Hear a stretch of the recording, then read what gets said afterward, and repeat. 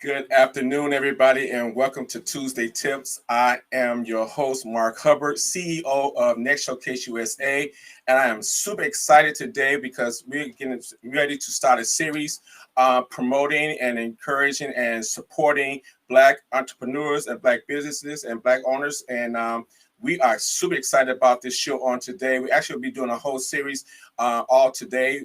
So, hey, do me a favor, tune back in right here again. Tonight at 7 p.m., we have some more great business owners and entrepreneurs that we're going to be talking to. But right before we get started, hey, I brought the team with me on today, all right? So we're going to be doing this as a team effort. So I want to bring in Lady D and our COO, Reggie Ayers. Guys, come on in.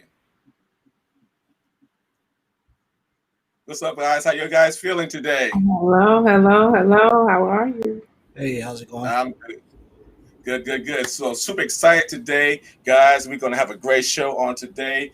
Again, as I said, we are supporting, we're launching, not launching, we're supporting and we're talking about and we're promoting and pushing Black owners, Black entrepreneurs, Black businesses on this week as well as forever. You know what I'm saying? That's how we're going to do right here. Next Showcase USA, aka Next Showcase Chicago. So I am, like I said, super excited today to have the team with me. We're missing one person, Tara, but hey, she's busy doing some other things. So we're going to keep this team effort going on throughout this entire series. But guys, what a better way to start this series off with one of the best to ever do it in her field, in her industry. Listen, guys, I'm super excited, a little nervous.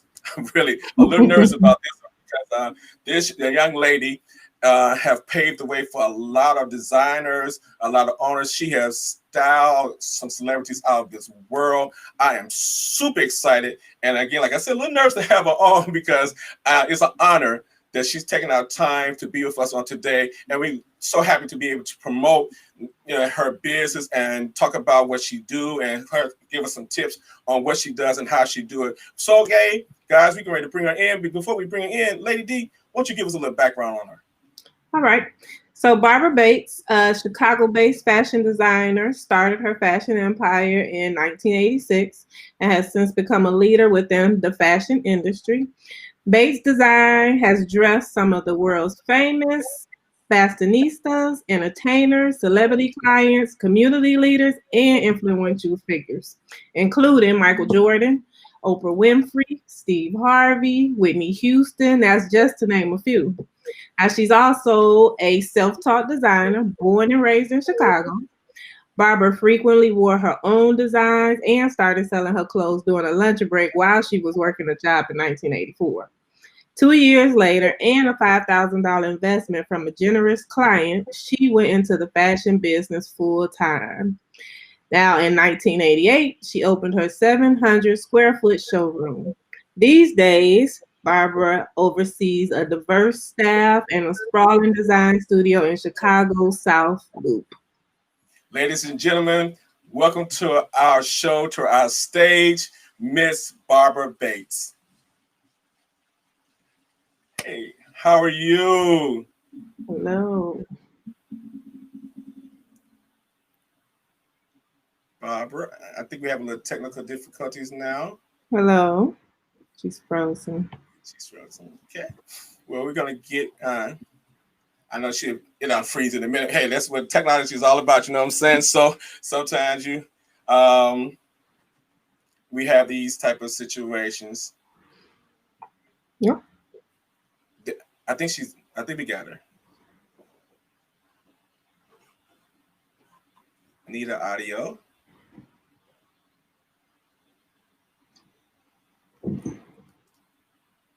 Okay.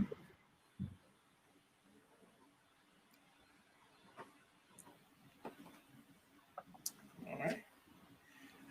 Just hang in there, guys. Once we get this audio, we'll be right in there. All right. Hang in there, guys. This is an honor. Such a great day on for Next Showcase USA. To have, like I said, one of the best to ever do it.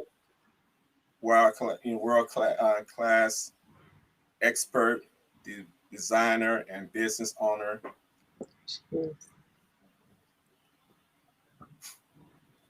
Can you hear me yet? Yes, there we go. This sucks. Okay. Listen, you hear what I'm saying? I would rather have had this interview in person, right? But we can't do it right now. So, hey, but I tell the people all the time, no matter how hard we try to make sure we give you 100% A+ quality, listen, we can't control the internet. We can't control the elements. It's just out of our control sometimes. But hey, we have you here, and we're super excited. Again, we know you're super, super busy business owner and young lady, but we are so honored to have you on today. So welcome to our show. I'm excited to be here. I'm excited to be here. But if this thing freezes again, I'm going to kick it over.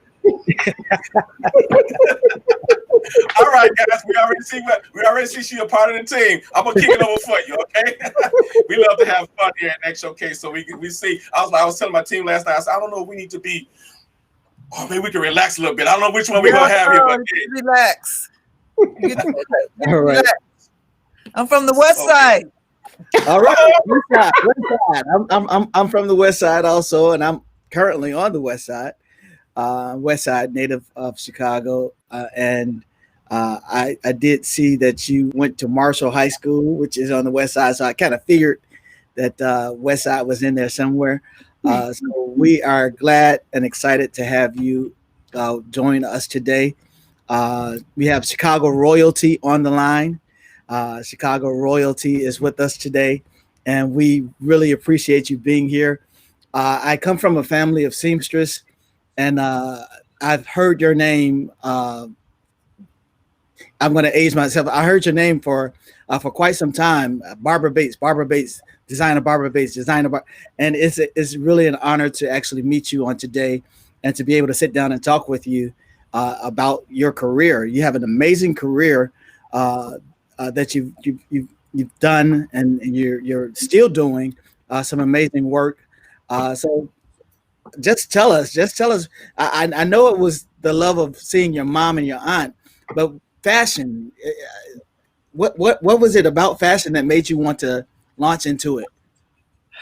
It's I can't say that there was one particular thing, because I've loved it even as a little girl. Like with Barbie dolls, I didn't want a bunch of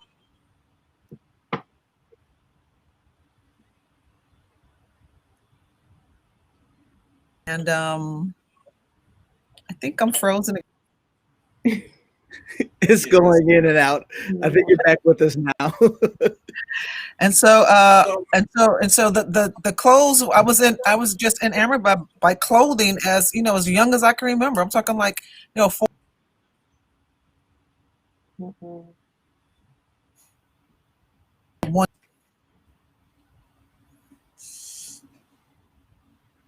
So Miss, I just always loved beautiful fabrics.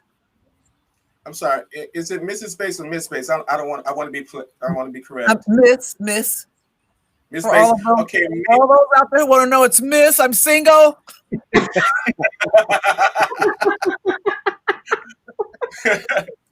Cool. So I just want to say we kind of lost you in your comments a few minutes ago. So I don't know if we can just maybe slide over in a better area, but if you can just refrain, touch on that again for us, that'd be fine. Repeating what you said.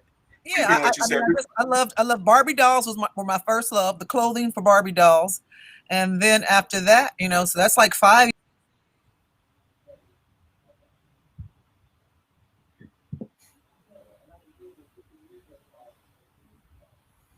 Still experiencing some technical difficulties here. Yeah, and we're still having some delayed in the response, but again, now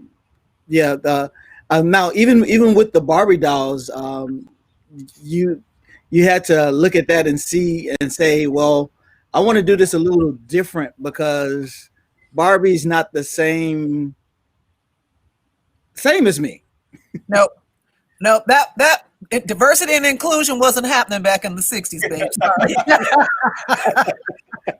That's some new stuff that the millennials are fighting about. We were fighting about that quietly, but as a 5-year-old, I didn't have, that was not, that was not my issue at all. As a matter of fact, and I'm gonna say like in the 60s when you were young, that was a cool thing to, to have some long hair and to be light skinned. That's what everybody wanted to like, roll with. It was only later on that beauty just became so diverse and, then everyone was beautiful. I never looked at it, that way, looking at a Barbie doll, that there weren't any brown dolls, or there weren't any full figure dolls. That was just that was not, in my realm of thought. I just looked at what I thought was nice. The clothing was nice. I loved having that one Barbie doll, and so that's as far as I went with it. I couldn't take it any further than that. Well, I get you. And yeah, we are in a different day and time. Much different.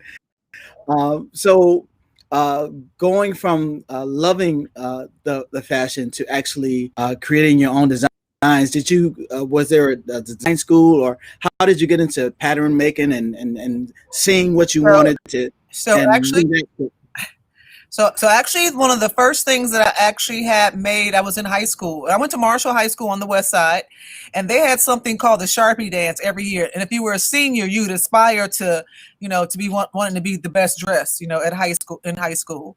And so I actually, in my class, I won the best dress in high school. One of the girls who was there made my outfit for me. I went to Marshall Fields. They had fabric then, and I bought the fabric and I bought it back.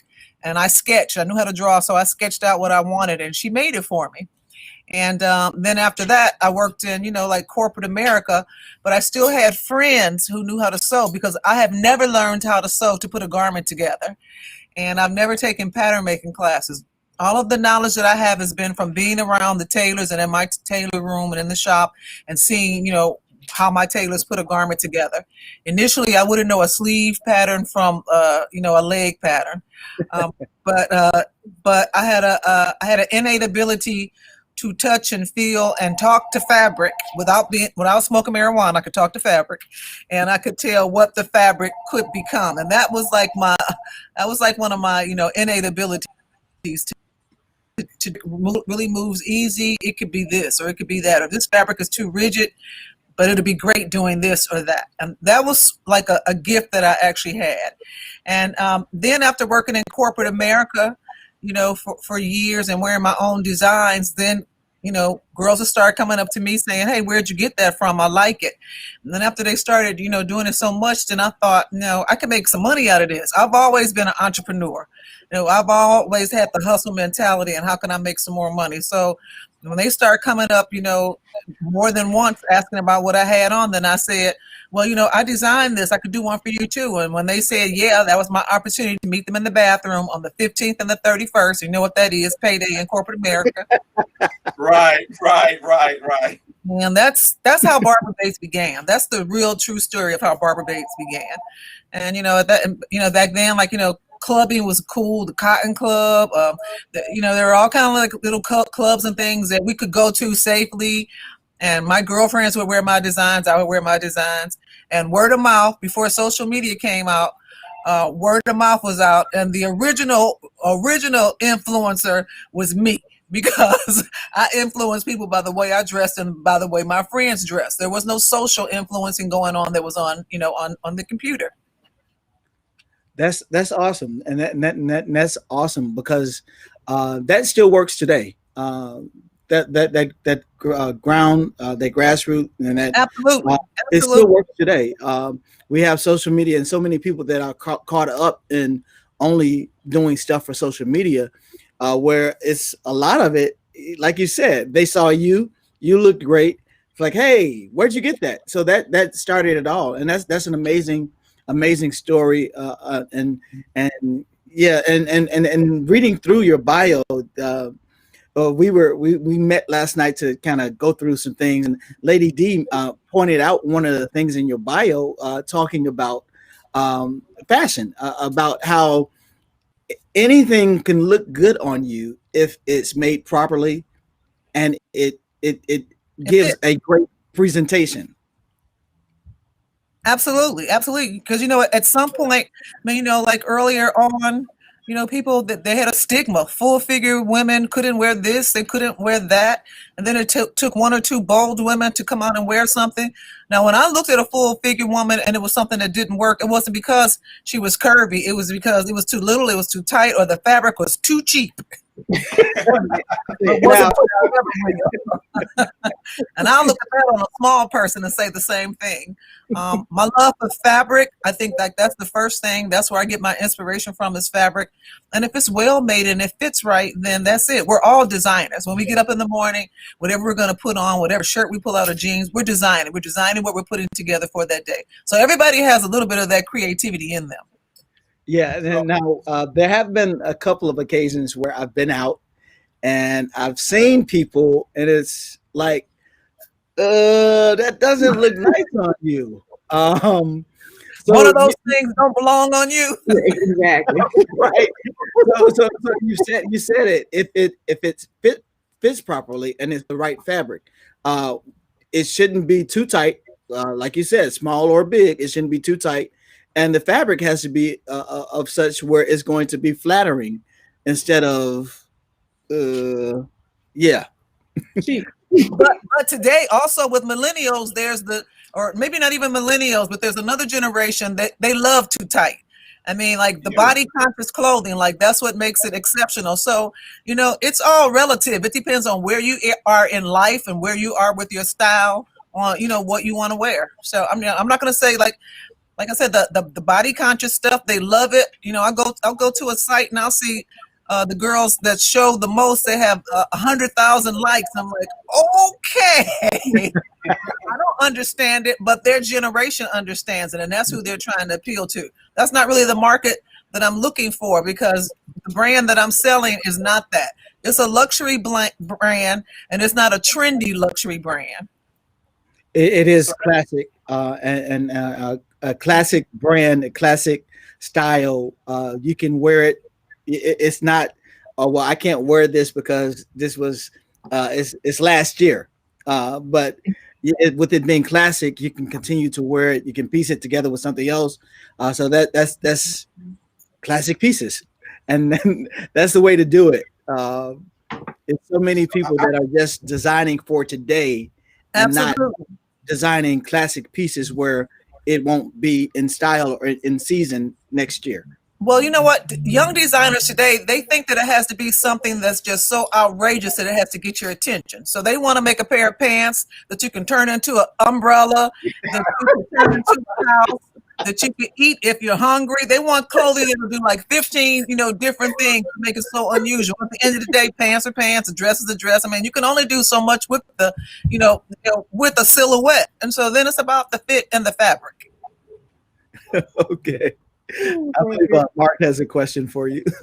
So, my question to you is, when we speak of that, because, like we said, the idea now is, if it fit, then I can wear it, and not necessarily the case, and not necessarily that you should wear it. Just because it fit don't necessarily mean that you should wear it. Some things that we say doesn't fit. So what are some of the tips that you will have and for our listeners for this fall and the winter season that's coming up? What are some of the tips of fashion that you would have that would actually ideas of what they should be, either color-wise or designs that you feel that should be happening right during this season? I think that one of the most important things to do, one of the most important things after they get up in the morning, they say, thank you, Jesus, is that they need to shop Black and they need to shop local. They need to spend their money with small businesses. I love a Gucci and a Chanel just like the next person, but enough is enough. Come and shop with the people who support you. Come and shop with the people who put money back into your community. That's a true lifestyle that really the younger people, I don't know if they'll pick it up or when it'll get picked up, but those of us that are entrepreneurs and small business owners, we need to know how important it is to shop with each other and keep our dollars going. Mm-hmm. And then with that being said, you want to buy clothing that is gonna last you. I mean, because something because it's cheap, then that's what it is, cheap. Will it be able to stand going into the cleaners? Will it be able to stand a wash? You know, you need to invest in yourself with clothing.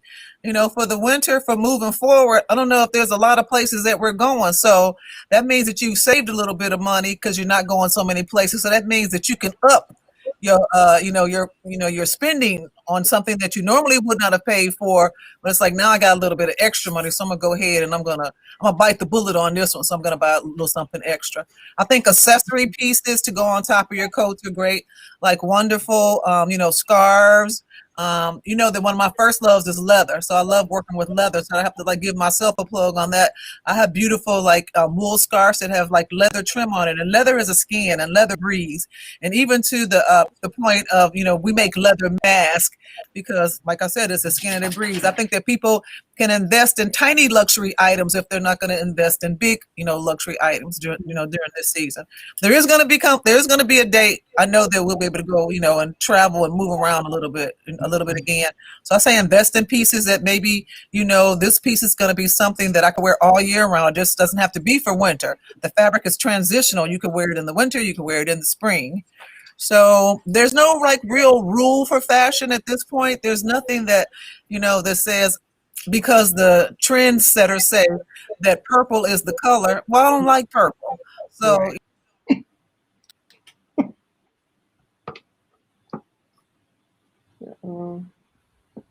gives you that little smirk and then that smile and then that laugh. That's how beauty.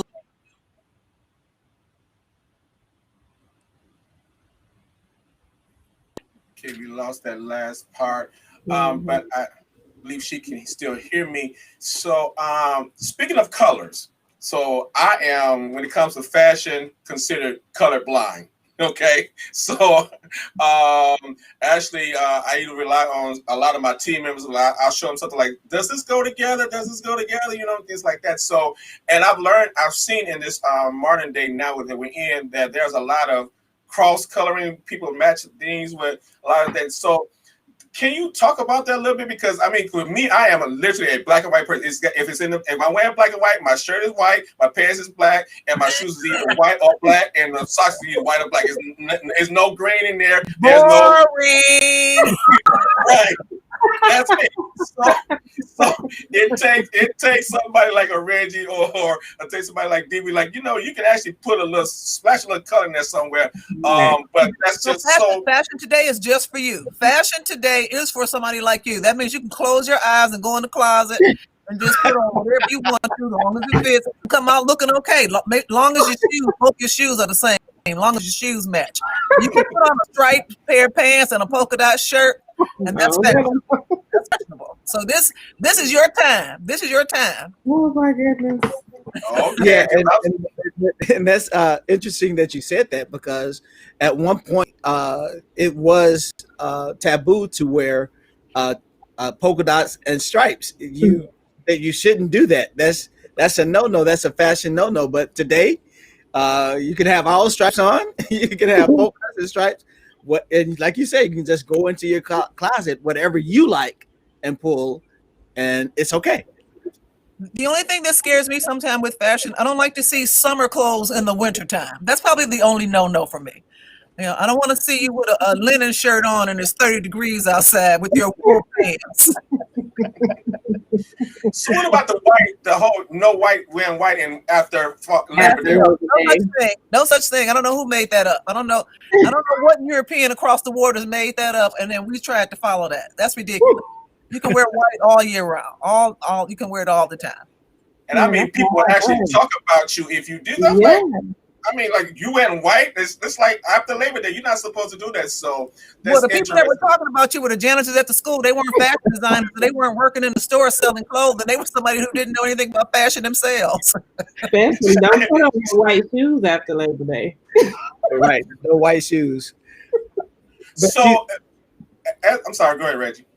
You also said something when Mark asked the question about the what to do in this time. You said buy black, and that's very important, that we support our community, that we especially now with COVID and in the state of the economy, it's really important to buy black and keep that money in our community. How did it make you feel when an Oprah Winfrey and a Michael Jordan came to shop at Barbara Bates? You know what?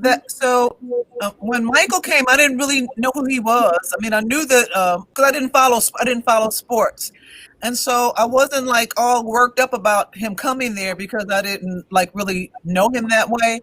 But the thing about it is, when Oprah came, when Michael came, whoever came, I treated them the same way as if you came. I treat everybody the same way. That's just my part of my personality and who I am. I just don't try to judge people by what they have, because sometimes people that have a whole lot may not treat you the way you want to be treated. So I just try to treat everybody the same way. So I really didn't realize, until after they had already come and gone, and maybe even like months later when somebody asked me about it, that wow, I had those people into my space, because when they were in my space, all I was trying to do was figure out how to get some money out of them. What am I going to make to make them happy? Are they going to be pleased with it? I don't really get to enjoy the part that other people see on the outside. I don't like relish in that when it's going on. I'm just a true entrepreneur. Just want to keep things rolling, keep things moving. So I don't really get too excited. The one person that had me so excited that I couldn't speak, and as you see, I can talk, was actually Whitney Houston. That was the one time that I couldn't. My voice went. I lost it. I was no good. It was quite embarrassing. I totally understand. I was in the bathroom with her, taking her measurements in a hotel room, and I lost it. I didn't know what to say. I probably would have thanked it. That's totally understandable.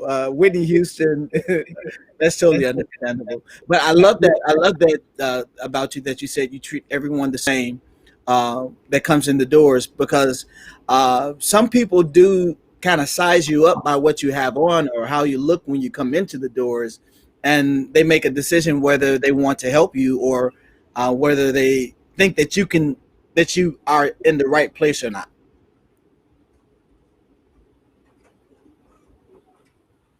I think we froze again. Yeah, but I actually like the fact that I like it's sort of a humility about her as well, that says no matter who comes in, I'm going to still be me. It doesn't raise my expectations of who I am. It's just I'm continuing to be me and treat everybody at the same level, and that speaks so much of her as a person, not only as a designer but as a person as well. I think we got it back now. And Linda, for the past minute, I don't know what happened, but technology today, we're stuck in this space for a little while, right. And we're just dealing with it. But Linda said that she's a witness that you do treat everyone the same when coming to your space, and that's great. That's really great because we have heard horror stories where people have gone to shops and they've been sized up and thought that, well, you don't belong here, you can't afford to be here. And well, I want to tell you that's part of the fashion industry. Really, like stores, like high-end luxury stores, that is like part of their protocol to differentiate their client from the clients that come into the store. And they want you to feel different. If you're not a shopper of theirs that they know, they want you to feel like this isn't really where you belong. Wow. So that's like a written thing. That's in a handbook that goes to employees. We're not like that at Bates Designs. We are inclusive. We want everybody at the door. I've got a homeless guy that comes by here at least once a week. He doesn't come in the shop, but I got you. I got you. So that's true. There are stores. Wow. And so what are some of the tips that you can give to young designers and young fashion entrepreneurs in your field that you feel that can help them in this modern day time now? I know, as you said earlier, that coming up when you came up in the industry, or definitely, we are in the same, well, I can speak for myself. I think you and I are probably in the same age bracket. It was definitely different. So what were some of the things what are some of the tips that you can actually give the modern day designers now that you feel that can help them in their path and their journey? Susanna, you got to start over for me. You actually froze. I didn't get what you were saying. I'm sorry. No problem. So I froze this time, huh? Okay. So technology said all of y'all gonna freeze because you done froze, Reggie done froze, Lady D done froze, so we all just freezing. So let me hurry and get in there before you freeze me again. Real fast. Here we go. No, I said, what are some of the tips that you can actually give to our young designers that's coming up today? I know when we came up, as you know, and as I said, I believe that you and I are probably in the same age bracket, so it was different when we came up. But I'm not a designer, but what are some of the tips that you can actually give to our fashion designers and entrepreneurs today that you feel that can help them? Okay, so I think I got a little bit of it. Tips for young fashion designers. Tips for young fashion designers. Yes. Okay. First of all, you gotta like keep it real. You gotta like do things that are realistic. You probably need to go intern with a designer who's in the city, who is so that you can see, is this something that you really want to do? It could look glamorous on the outside, but there are like internal things that keep a business running, and those are some of the things that you need to know to be a designer. Some of the simple things, just like knowing math, you know, and knowing how much square footage you need to make something, how much yardage you need to make something. So, you know, make sure that you know the craft, or that you want to learn all of the craft.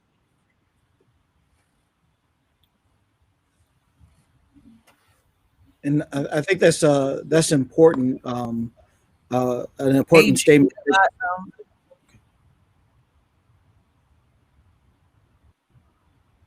With other people. We lost a little bit of the end of what you were saying, but I think it's very important that you said learn your craft, learn your entire craft.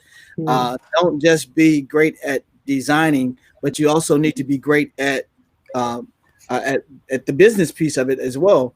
Because if you're not good at the business piece of it, you're going to fail, because you need all of that works hand in hand with you being an entrepreneur. Absolutely.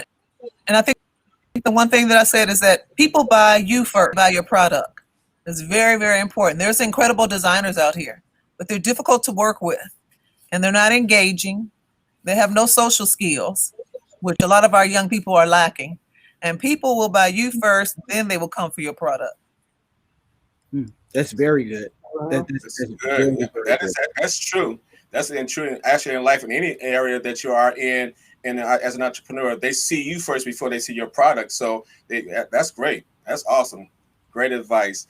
Reggie, go ahead. I'm sorry. No, you go ahead, Mark. So I know that you are super, super busy, and I think I'm stalling again. Am I froze again? No.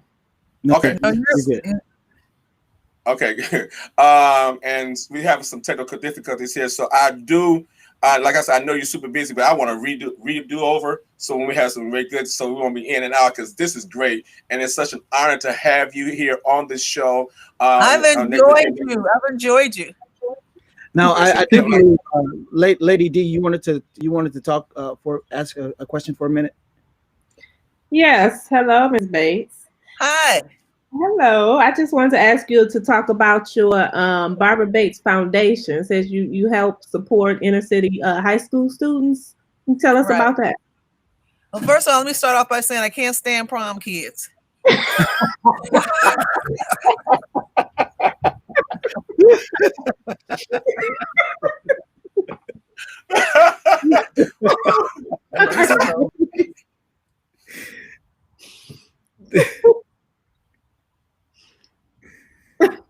And I've made hundreds of prom dresses and suits for inner city kids. It started out just making dresses for girls who were teen moms, and then it expanded once somebody told the newspapers about what I was doing, because it wasn't something that I broadcast, because a lot of the young girls, it was nobody's business that was happening. But once it became, larger, then it got some attention from the media, and that's how my foundation started. Okay. Awesome. Like young people from LGBTQ coming in, they didn't want a prom dress, they wanted a suit, they were afraid. But like I said, everybody comes through the door. I just see you as, if you're nice to me, then and so And so I've been doing prom dresses probably since the beginning of time. I was a teen mom myself, so I know how people make you feel when you're a teenager and you're pregnant. Mm-hmm. Yes. It is so great that you It's the first year. now own.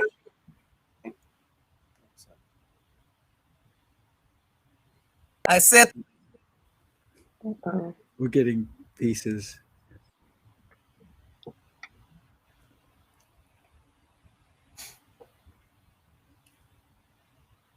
I'm sure she's giving some great information right now. We can't. so I said that this year I wouldn't do prom dresses. And because prom had become just so overwhelming and outlandish, Yeah. you know, like the students were coming in, they had grandmama and grandma.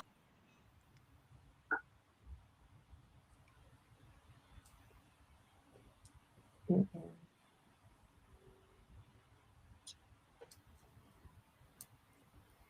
Oh. talking. So she's This talking. whole pause is all Yeah. it's everything to me right now. She's talking about how they made prom into like you buying a wedding dress. Yeah, because your grandmama, your mama, their Yeah. sister, everybody gonna sit there and they all have an input and advice on something they have no clue what they're talking about. I'm And sure they can not only that, but also the fact that it has become their wedding in Right. sense, because they it's not like they're aspiring to have a wedding day. It's this is my biggest day. This is going to be my biggest day, Absolutely. and I want to go all out. When no, this shouldn't be your biggest day. Absolutely. Right. So I actually had two prom girls on the book this year. So, but that was one part of my foundation. Okay. Uh-oh.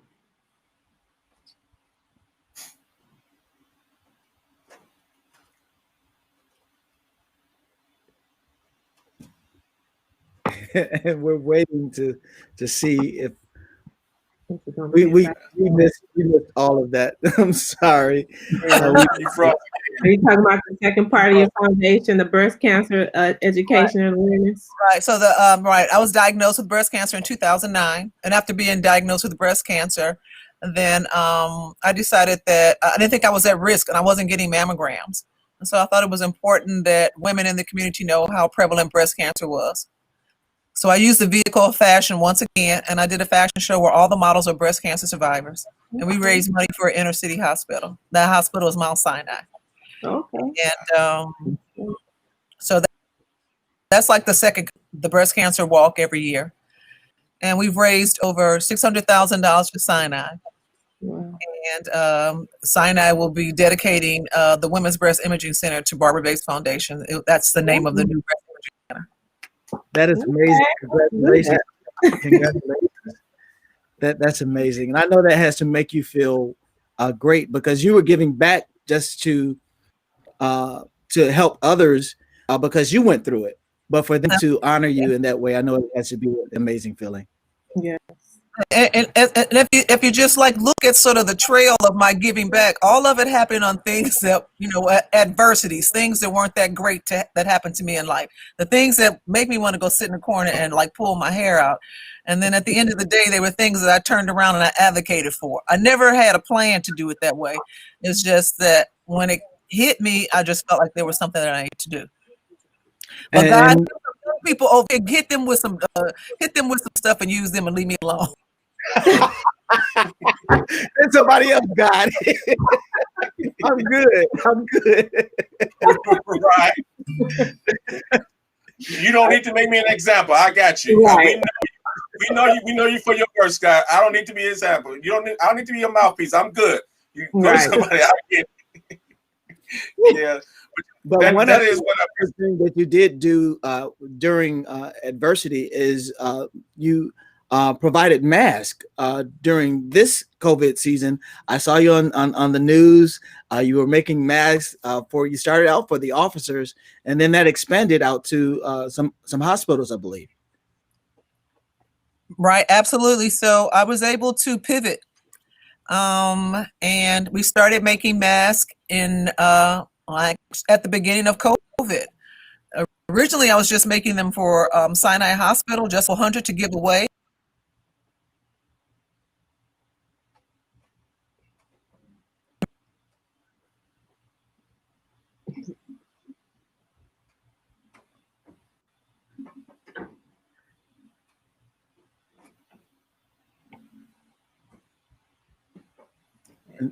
And the mask, Hopefully she the can hear mask us. is beautiful. They are on her website.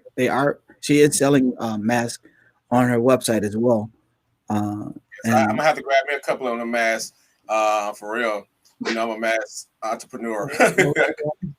Oh, we lost her completely. yeah, we completely lost her. But Oh, she's back. she's coming back in. Okay, there we go. Okay, we're back again. Okay. All right, so we lost all of that, right? Should we start the whole interview on hi, my name is Barbara? I Listen, love it. though, I love it. Everything looks perfect now. It does. It really does. you spoke too soon. Okay. Spoke too soon. But I love her spirit. Yes. But listen, let me just interject because I know we told her a certain amount of time, so I don't want to hold it too much longer. But I will say this: we have to, if it's okay with you, Ms. Barbara Bates, to have you back on the show when all our Wi-Fi and everything is a little bit better. I believe the snowstorm had a lot to do with it, so we're blaming on the storm today. Okay, so but we definitely want to have you back where we have get you back on and talk more about you. Today, this series is all about supporting and pushing Black entrepreneurs, Black businesses. And we want to start off with someone that we are well respected in the industry and in the world. And no other way, better way to start off this show and this series, but with you, someone who's doing it, who has done it and continue to do it and so back into the community. So again, thank you so much for being a part of the show. And I believe you can give your social media information, and also the how we can reach out to you guys. You guys can say it for if she went back out. The website is BarbaraBatesDesigns.com. BarbaraBatesDesigns.com. On Instagram, I believe. Let me see. Okay, we're back again. We got to make this happen fast. Hurry. It's on you. It's on you. It's on you. Go ahead.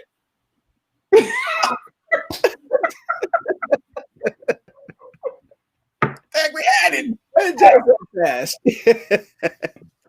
All right. I think we have you back.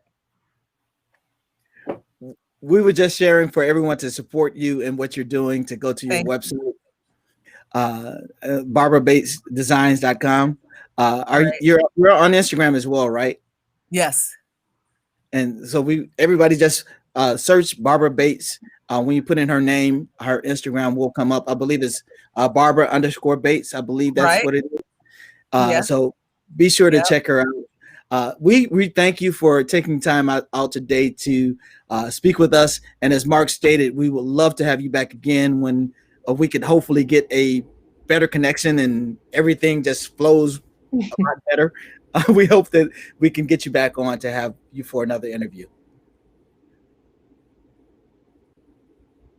Don't say nothing. She coming in. Hold on. Come on. Here we go. Come on. It's going to happen. Come on. Don't say nothing. Come on. No. No. Don't say nothing. Oh, hold on. You can do it. Come on, you. See? We'll have to do this again, yes? Yes. We have to do it again. Yes, we have to do it again. It's a must. Sure. I would love to. Thank you. It's a awesome. Thank you. Thank you. Take care. Bye-bye.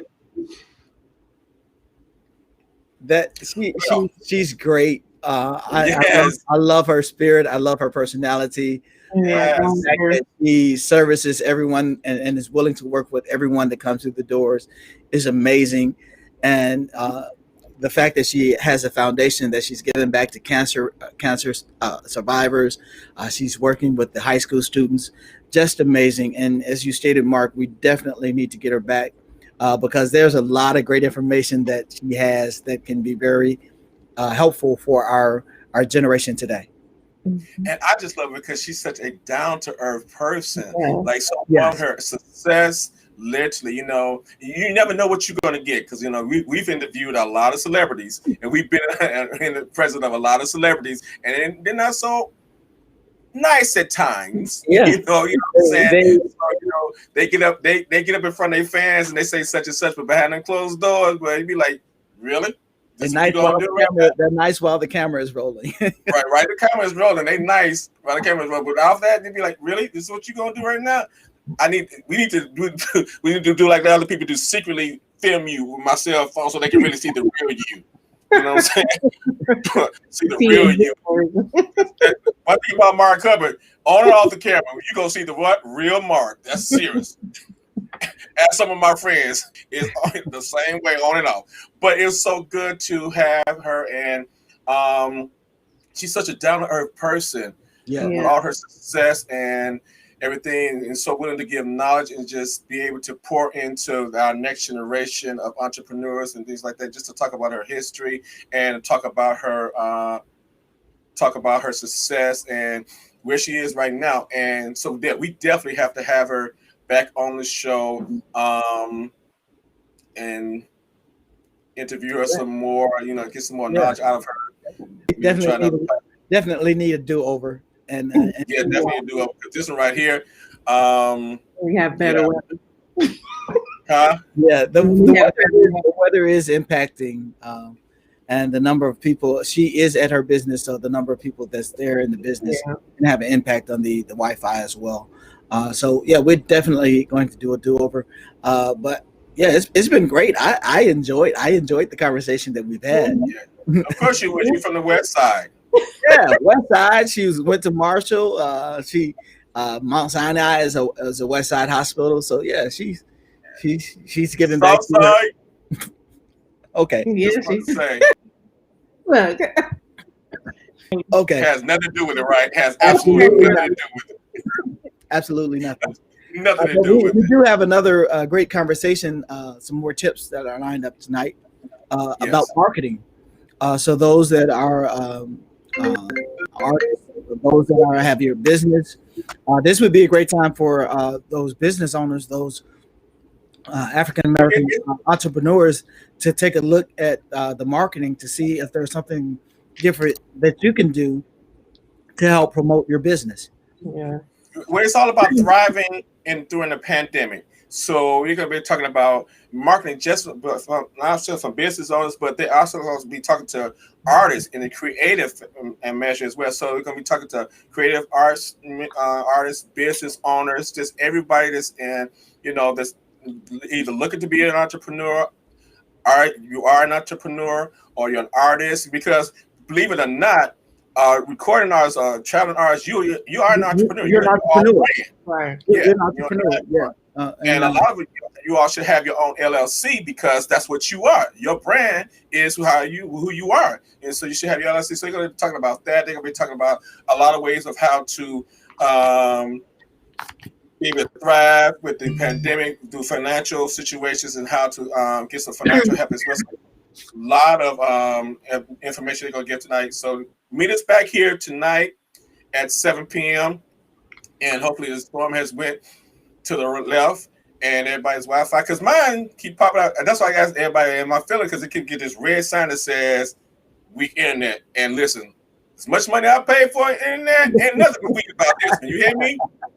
Nothing better be weak. You should weather a tornado. You hear me? You're frozen right now. But that goes back to what you said. That goes back to what you said earlier. We can control the way the screen looks. We can control the dialogue, but we cannot control the internet. No. That's something that we don't have control over right now. So the connection goes in and out for everybody. It's not just Zoom. Everybody makes fun of people on Zoom. It's not just Zoom. It's just the internet. Period. So the connection, it's one of those things that it's invisible. So how can you control something that's invisible? Well, on another note, before we go, because we have 10 more minutes, but we don't have to use the whole 10 minutes. But we're going to don't look like they're rich. You see, they see his real look was frozen. You see, that's what happens. Say it again. He was doing Reggie. Right, he did the real Reggie, because it's like, see, we don't have to do this 10 minutes. So, but you got froze. And listen, and what the God exposed you, huh? He exposed you. You got caught. You got caught on camera. But listen, on another note, if y'all missed Saturday, you need to go back and go watch the show on Saturday. Saturday was great. So yeah, Mark cooked along with Chef Tony Bailey, and Mark did a good job. He did a good job with chicken, cabbage, and mashed potatoes. That was Mark's first time in the kitchen cooking a meal like that. He did a good job. It was some light-skinned chicken, but it was chicken. It was kind of light-skinned and skinny, but that's all right. It was done. It was light-skinned, but it was done. We refer to it as white meat. It was Caucasian. White. But that is on our Facebook page, Next Showcase USA, as well as YouTube. Is on YouTube as well, Next Showcase USA page. So check it out there. And again, join us tonight. There will be a part 2. There will be a part 2. Watch it look, Lady D. I saw that. Well, there will be a part 2. What you cooking? It's gonna be baking. Oh, it's gonna be baking. Remember? So I don't know where I'm gonna be baking that because according to my brother's comment, okay, I don't think he's gonna let you bake at the house. Not there. That comment was the best. But listen, say so. Baking with Mark Hubbard. I'm being taught how to make a peach cobbler, and I think bake a cake. They're gonna teach me how to do that. And I think we're gonna have both in one day. Yeah, we're gonna have 2 chefs. It's gonna be interesting. Lady D is a baker and a caterer herself, so she knows all what it takes, all of the steps it takes to make the peach cobbler and to make a cake. Look at that face, you was froze. She should have saw you was froze. Your eyelashes like this. But listen, you don't want to miss that. And then listen, we are a platform, a music organization, so we got some great music concerts that's coming up, virtual concerts that's coming up, so stay tuned for that. The 20th, we have a virtual concert coming up, so stay tuned. We'll be sharing that flyer soon.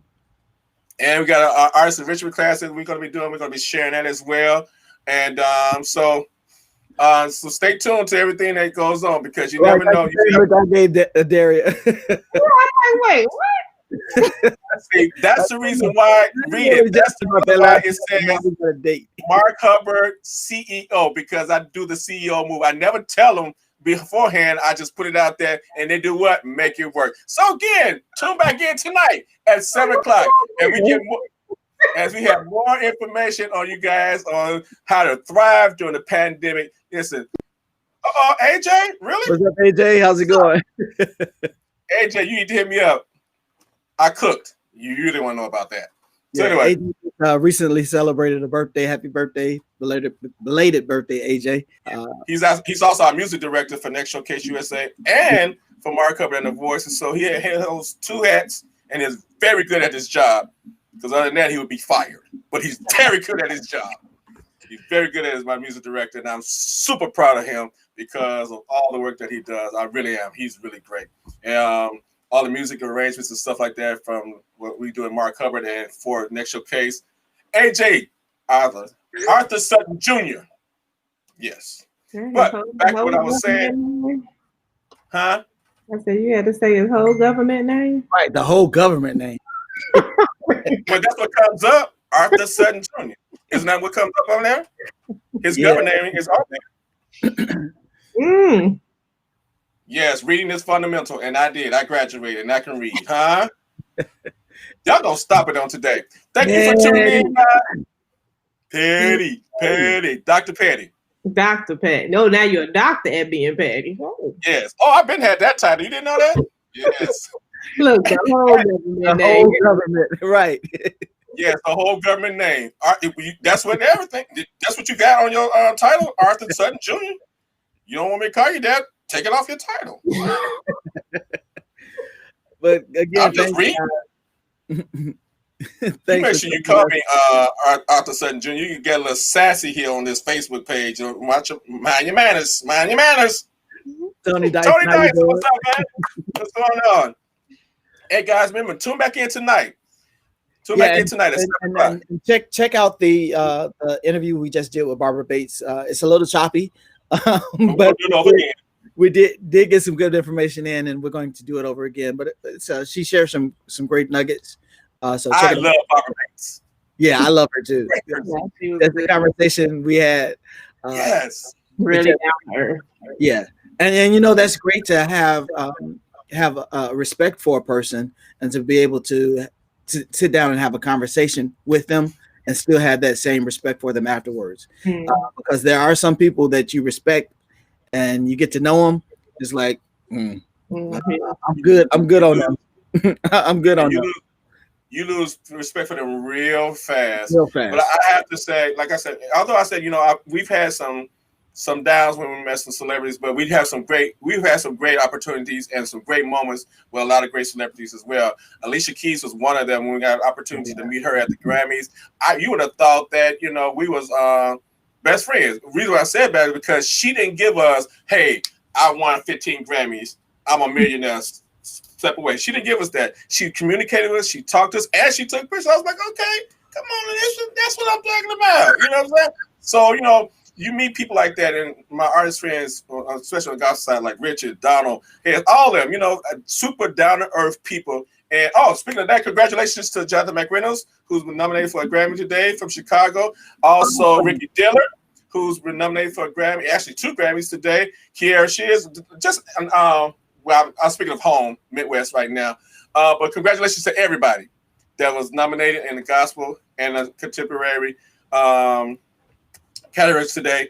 Beginning with Chicago is definitely Justin Roberts, from the Recording Academy Board. He's nominated again. So awesome. Chicago Midwest stood up. And so again, congratulations to Jonathan, Ricky, Justin, and to all the artists that were nominated for Grammys today. The nominations came out this morning.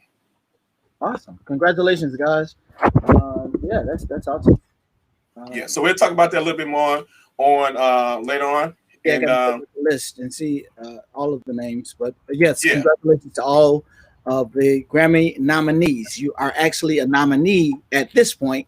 The first round, you are a consideration. Potential. For a Grammy. Stop. Don't put no titles out there because we don't want to give it titles because people think what they are. So you made the first round ballot. There you go. Made the first round ballot. There you go. All right. I have to say that as an official board member. At this point, don't want to get in trouble. Until you make it to this point, you're just on the first round ballot. Yeah, I don't want to get. I serve on the board, so I don't want to get in trouble. Past president. So, but again, first round, you made the first round ballot. Now the actual top 5 nominees have been named on today. So congratulations, Anthony Brown, Travis Green. The list goes on and on and on. So congratulations to everybody. So, but as I said, we'll get the nomination and we'll talk about that either later on tonight or maybe Friday on the Mark Hubbard show. But congratulations to everybody. AJ Sutton, Arthur Sutton Jr. Call me.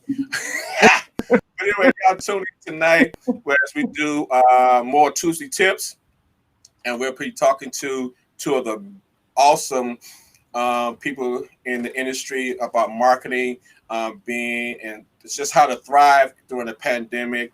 So we want to make sure you guys tune in and be a part of that on tonight. Hit us up. We're right here at Net Showcase USA. Follow us on all our platforms, social media platforms. And thank you for tuning in. Again, this interview may be a little choppy, but we're going to have Barbara Bates back because we got to do it. And when we there's, not a whole bunch of choppiness going up. Choppiness. Choppiness. Come on, words. All right. Hope to see you guys later on this evening. Yeah. 7 o'clock, right? 7 o'clock. Well, for us, it's earlier. And this time, hopefully, our guest won't beat Reggie in. Because our guest beat Reggie in. And what did he say yesterday? Put him out there. He said, I'll be on before the guest. Not. Well, I wish it was just as easy as logging on for me. I have other things that I have to do. I'm just saying, we do. And we understand that.